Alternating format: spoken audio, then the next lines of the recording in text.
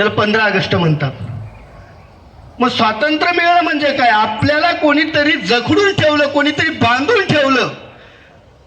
त्या बंधनातून, त्या बेडीतून मुक्त होणं याला स्वातंत्र्य म्हणतात. हे बी समजून घेणं महत्वाचं आहे. मग हा 15 ऑगस्ट आपण कोणाच्या गुलामगिरीत? अनेक प्रश्नाचं उत्तर निघत असतं. आपण कोणाच्या गुलामगिरीत होतो? आमच्यावर कोणाची हुकूमत होती? इंग्रजांची. आणि त्या इंग्रजांच्या गुलामगिरीतून सुटका झाली आपल्याला 1947 रोजी. लक्ष आहे माझ्याकडे? आणि मग ही मुक्तता झाल्यापासून मग स्वातंत्र्य मिळालं, आम्हाला मोकळं केलं. नुसतं स्वातंत्र्य मिळून स्वैराचार्य देऊन गोष्टी होत नाही. संसार असो का, घर असो का, कुठला देश असो, याचा राज्यकारभार करण्यासाठी काहीतरी नियम असतात, कुठल्या तरी घटना असतात. आणि मग हा देश कसा चालवावा? ज्यांच्या गुलामगिरी होतो त्यांच्या तत्वाने देश चालवला तर आम्हाला चालवता येणार नाही. आमचं राज्य, आम्हाला स्वातंत्र्य दिलं, आमचा देश, तर आम्ही आमच्या तत्वाने, आमच्या घटनेने आमचा देश चालवला गेला पाहिजे. याच्यानुसार आपली घटना समिती निर्माण करण्यात आली. आणि त्या घटना समितीचे अध्यक्ष डॉक्टर राजेंद्र प्रसाद यांना ठेवलं गेलं. आणि काही सदस्य हे समिती नेमून मग घटना समितीचे शिल्पकार किंवा अध्यक्ष डॉक्टर राजेंद्र प्रसाद होतेच, परंतु त्याच्यात एक मसुदा समिती निर्माण केली गेली. त्या मसुदा समितीचे अध्यक्ष डॉक्टर बाबासाहेब आंबेडकर यांच्यावर महत्वाची सर्व जबाबदारी देशाच्या घटनेची दिली गेली. मित्र, तुम्ही म्हणणारी घटना, ही समिती, मसुदा, याच्यात काय भाग आहे? का बरं? प्रत्येक देशाच्या सर्व देश चालवण्यासाठी आपलं प्रजासत्ताक दिन म्हणजे प्रजाच्या हाती सत्ता आली. प्रजाच्या हाती सत्ता येणं याचाही अर्थ समजला पाहिजे. प्रजेला वाटलं ते सरकार मान्य, प्रजेला वाटलं ते निवड, तो राजा. प्रजेचा राजा स्वतःच्या नैतिकतेने, तत्वाने, ज्ञानाने, विचाराने राजा निवडून देणं याला प्रजासत्ताक दिन म्हणतात.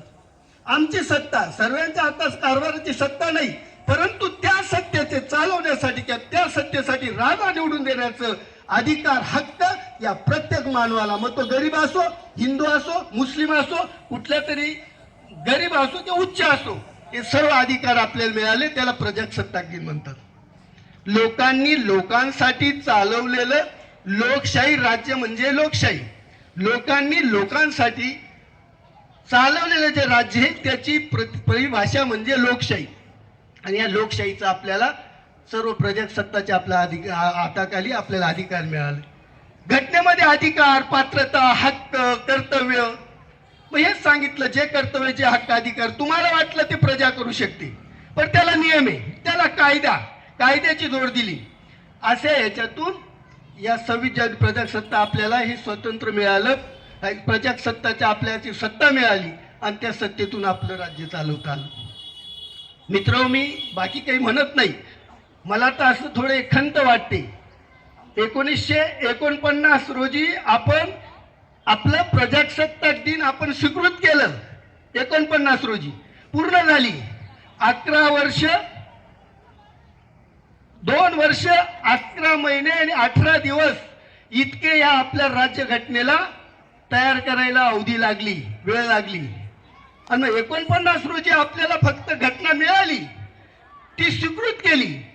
पण ती 50 मध्ये मग त्याच्यावर चर्चा वगैरे झाली, कशा पद्धतीने काय. 1950 मध्ये आपली राज्यघटना काय केली, अंमलात आणली. आणि तेव्हापासून मग प्रजासत्ताक दिनानिमित्त आपली घटनेनुसार आपल्या देशाचा कारभार चालायला लागला. हे समजून येईल, लक्षात येईल. हे सर्व चालल्यानंतर सुद्धा मला वाटतं फक्त घटनेतले काही नियमप्रमाणे देश आणि राजकारणी घटनेप्रमाणे फक्त देशाचा कारभार चालतोय. पण अजून जरी काही ह्या देशामध्ये गोष्टी पाहिल्या तर 30% काही गोष्टी घटनेनुसार आपल्या तशाच राहिलेल्या आहे. आजवी देशाच्या याच्यातून काय सर्व गोष्टी आपण पाहत आहे. पूर्व स्वातंत्र्य, पूर्व प्रजासत्ताक आलं नाही. असं आजचा हा आनंद. सर्वात मोठी लिखित लोकशाही किंवा लिखित घटना जर असेल तर आपल्या भारत देशाची आहे. म्हणून आज या सर्व आनंद सोहळ्यासाठी आपण सर्व मान्यवर इथं जमलात.